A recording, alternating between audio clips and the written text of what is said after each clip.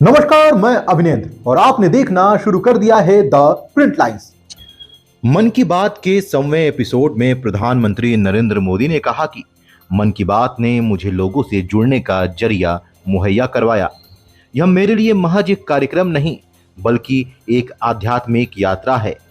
मन की बात के 100वें एपिसोड में प्रधानमंत्री नरेंद्र मोदी ने कहा, मन की बात जिस विषय से जुड़ा वो जन आंदोलन बन गया है और उसे जन आंदोलन आप लोगों ने बनाया।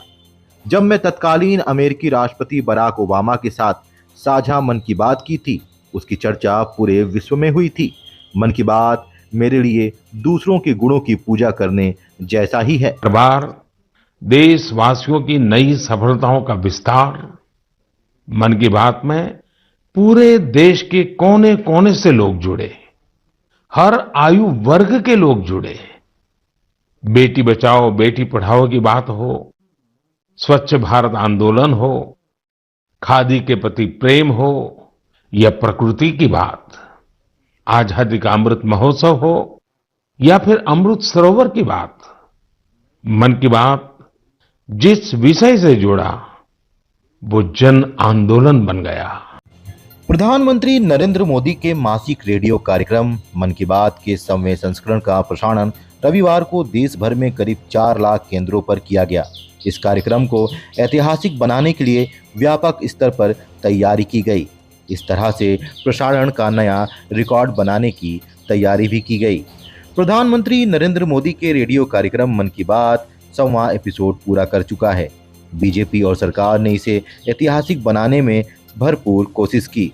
भारत समेत यूएस के मुख्यालय में भी पीएम मोदी की आवाज सुनाई दी। वहीं इस ऐतिहासिक घड़ी में पीएम मोदी ने 100 रुपए का सिक्का भी जारी किया।